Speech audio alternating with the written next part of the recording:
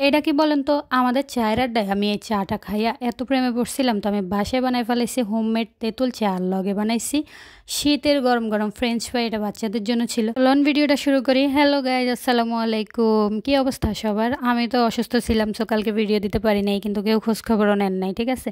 তা আমি আলুগুলোর সিলা নিয়ে এরকম শেপ করে নিছি আর কি, ফ্রেঞ্চ ফ্রাই শেপ করে নিছি। পরে প্যানে হচ্ছে পানি দিয়ে দিছি, পানিটা বলক আসার পরে হচ্ছে আমি একটু লবণ দিয়ে দিছি সিদ্ধ হওয়ার জন্য। তো আলুগুলোরে ফেলে দিতেছি। এখানে আলুগুলারও যদি আমি একটু হালকা সিদ্ধ করে নেই না, তো সেটা হচ্ছে যে বাচ্চাদের জন্য ভালো, কারণ বাচ্চাদেরকে ডিপ ফ্রাইড না খাওয়ানোই ভালো। তো আমি এটা শ্যালো ফ্রাই করব। তো আমি কড়াইতে তেল দিয়ে দিছি, তেলটা আস্তে আস্তে ফুটুক। তো আমরা এদিকে হচ্ছে ম্যারিনেশন করবো, ঠিক আছে।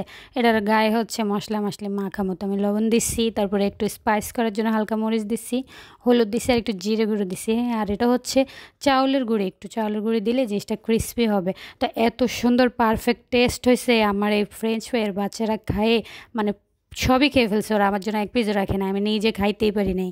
তো আমি একটা দিয়ে দিয়ে টেস্ট করছি যে ওই যে তেলটা গরম হয়েছে কিনা। তো এটা যেহেতু ফুটে উঠছে মানে তেলটা গরম হয়েছে, তো আমি দিয়ে দিচ্ছি অনেকগুলো, যতগুলো আটানো গেছে আর কি। তো এগুলো যখন এক পাশটা হয়ে যাবে ঠিক মতো, তো আমি আরেক পাশটা উল্টাই দিব। আর এটা মোটামুটি যখন একটু ক্রিস্পি হয়ে যাবে না, একটু হালকা ব্রাউন কালার হয়ে যাবে, তো আমি এটারে টিস্যুতে উঠাই নিতেছি। আর মানুষে কত কাহিনী করে ফ্রেঞ্চ ফ্রাই করে ভাই। এই যে এই ফ্রেঞ্চ ফ্রাইটা মানে হালকা আগে যদি একটু সিদ্ধ করে নেওয়া যায় না, এটা হচ্ছে গ্যাসও হয় না আর বাচ্চাদের জন্য ভালো। এটা একটা শ্যালো ফ্রাই করলাম আমি এখানে। ডিপ ফ্রাইড খাওয়াটা ঠিক না, ঠিক আছে। আপনারা তো বুঝেন না, এখন আবার কইবেন যে আমি আলুবাজি করতেছি, বুঝছেন নি। আলুবাজি না, এটা হচ্ছে ফ্রেঞ্চ ফ্রাই। আর এখন আমি এটার খামো হচ্ছে ওই যে সস দিয়ে, টমেটো সস নিয়ে নিতেছি। আর তার সাথে আমি একটু মেয়োনিজ নেবো। মেয়োনিজ কিন্তু আমার খুব ফেভারিট। মেয়োনিজ কার কার পছন্দ বলেন তো।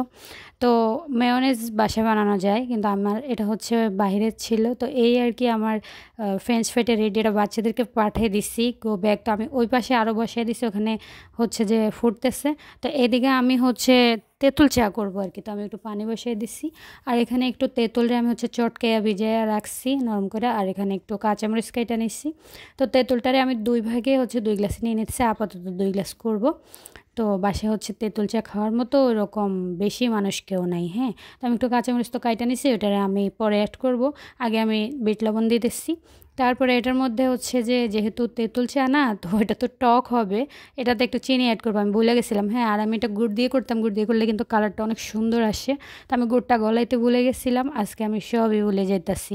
কী যে একটা অবস্থা। ওই যে কইছিলাম না শীতকালে আমার মাথার সার্ভার কাজ করে না। তো পরে পানিটা ফোটার পরে একটু চা পাতা দিয়ে জাস্ট চুলাটা বন্ধ করে দেবো অ্যান্ড এটা নাড়তে থাকবো। রং চায়ের সিস্টেমে কিন্তু এটা। হ্যাঁ, দেখেন কি সুন্দর লাগতেছে, লোভনীয় লাগতেছে না। রং চা অনেকেই হচ্ছে পাতা দিয়ে জাল করতে থাকে, এটা একদমই আনহেলদি, এটা খাওয়াও ঠিক না। আর তিতাও লাগে, ভালো টেস্টও ভালো আসে না। তো আমি লিকারটা দিয়ে দিতেছি। আর এটা দেখেন কত সুন্দর লাগতেছে। তো আমি এখানে হচ্ছে একটু কাঁচামরিচ অ্যাড করে দিব। এটা আমি কি খাইছি আমি আসলে নিজেও বুঝলাম না, এটা এত সুন্দর একটা টেস্ট ছিল। গরম গরম, এদিকে টক। এই সর্দি কাশি ঠান্ডার জন্য টক টক রং চাটা কিন্তু খুব ভালো তেঁতুল চাটা। তো সবাই মাস্ট ট্রাই করবেন বাসায়। সবাই ভালো থাকবেন, সুস্থ থাকবেন। আল্লাহ হাফেজ, টাটা, বাই বাই।